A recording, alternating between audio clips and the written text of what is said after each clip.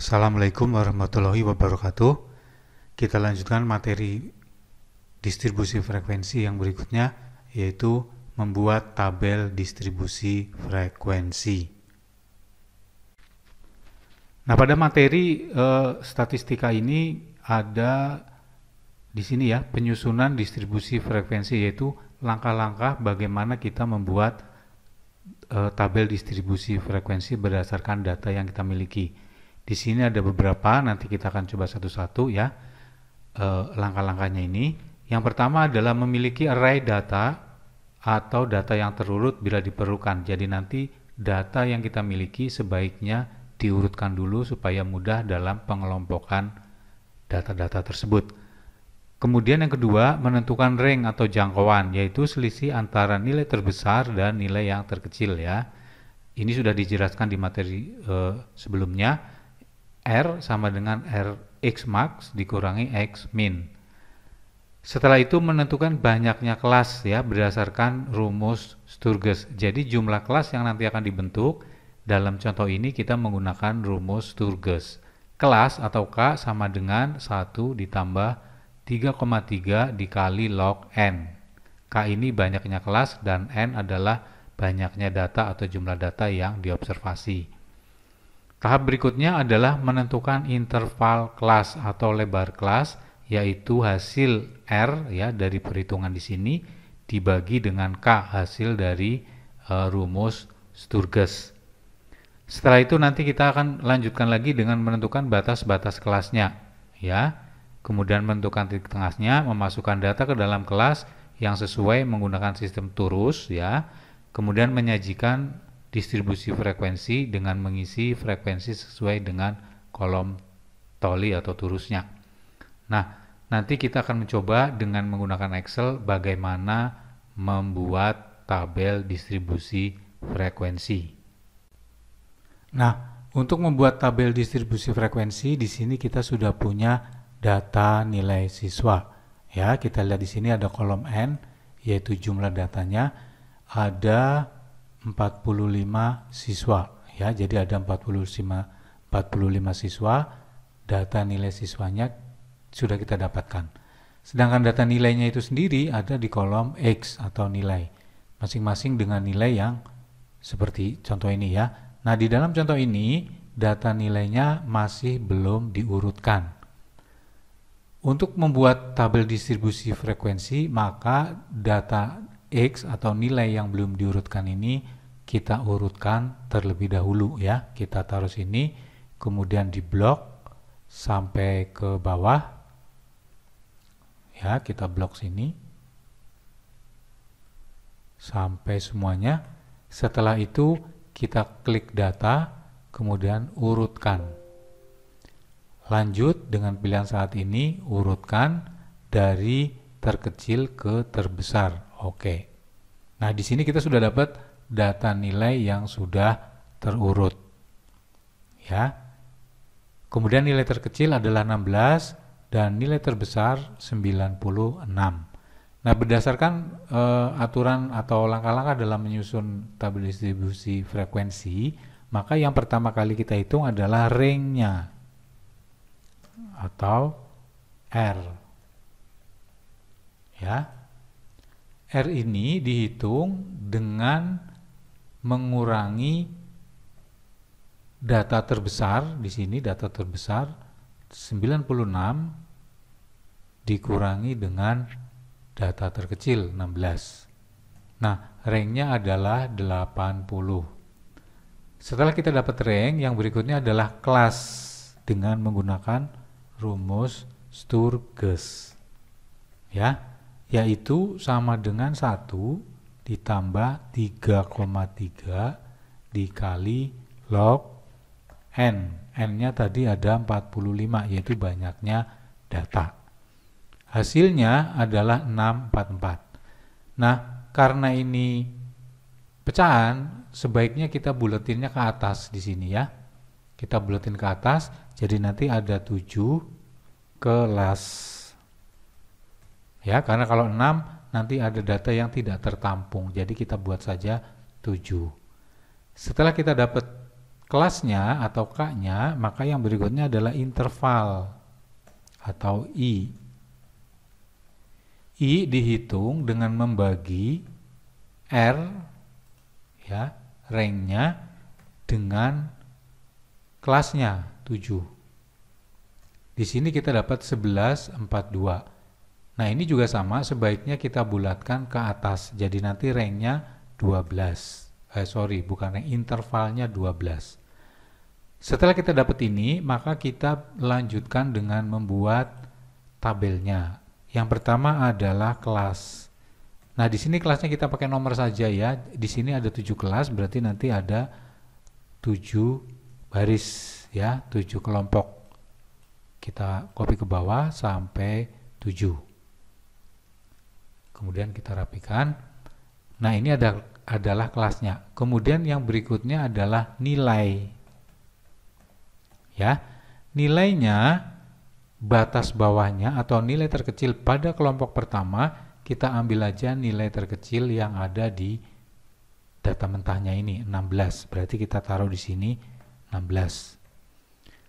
Kemudian ada pemisahnya sini.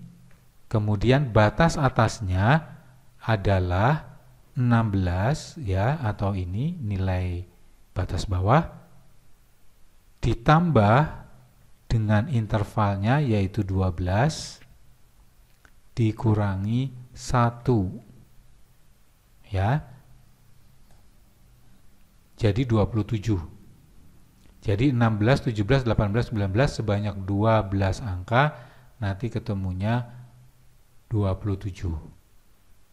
Ya, ini kalau kita mau pastiin intervalnya benar nggak sih ini 12, kita tinggal kurangin 27 dikurangi 16 ditambah 1. Ya, intervalnya 12 benar sesuai dengan yang ada di sini. Kalau masih bingung mengenai interval, bisa dibuka lagi materi sebelumnya ya, yaitu pengertian interval atau kelas interval atau interval lebar kelas ya, atau interval kelas. Di pertemuan sebelumnya sudah dijelaskan. Nah, kemudian untuk kelas yang kedua ini, maka batas bawahnya adalah batas atas sebelumnya ditambah 1. Jadi kalau 27 sudah masuk kelas yang pertama, maka di sini adalah kelanjutannya yaitu 27 ditambah 1 atau di sini 28. Ya, kemudian yang di sini batas atas pada kelas yang kedua caranya sama dengan di atas, yaitu tinggal di copy saja. Ya, jadi karena rumusnya sama seperti ini, tinggal kita copy ke bawah. Kalau sudah 3 ini tinggal di copy sampai terakhir kelas yang ketujuh. Nah, kita sudah dapat interval atau rank pada masing-masing kelas ini, mulai dari kelas yang pertama sampai yang ketujuh. Ya. Yaitu kelas yang pertama antara 16 sampai 27, kelas yang kedua 28 sampai 39 dan seterusnya. Perhatikan bahwa yang terakhir adalah 99. Di sini kita lihat 96 ya. Jadi semua terangkum ke dalam kelompok atau kelas-kelas yang ada 7 ini. Nah, ini kita rapikan dulu ya, supaya enak dilihatnya.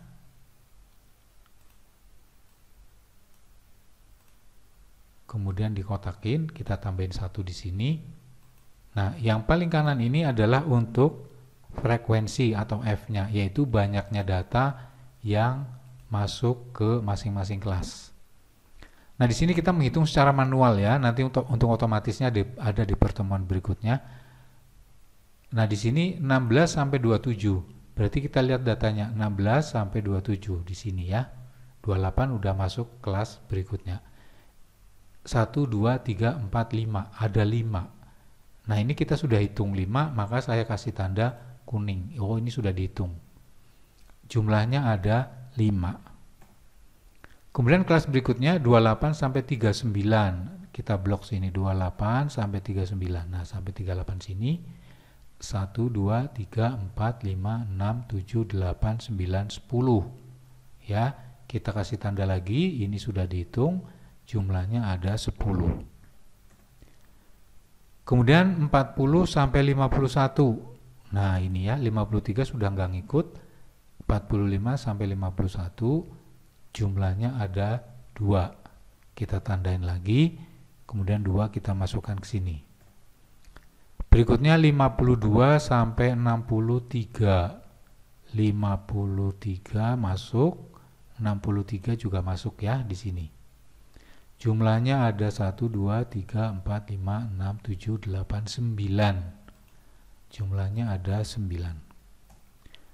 Selanjutnya 64 sampai 75. Nah ini ya, 64 sampai 75. 1, 2, 3, 4, 5, 6 ya. 76-nya nggak masuk. 76-nya nanti di bawah. Ada 6 ya, 1, 2, 3, 4, 5, 6. Kita tandain, di sini ada 6. Kemudian 76 sampai 87, 76 sampai 87. Nah, sampai sini. 89 sudah nggak ke bawah. 1, 2, 3, 4, 5, 6, 7, 8, 9, 10. Ada 10.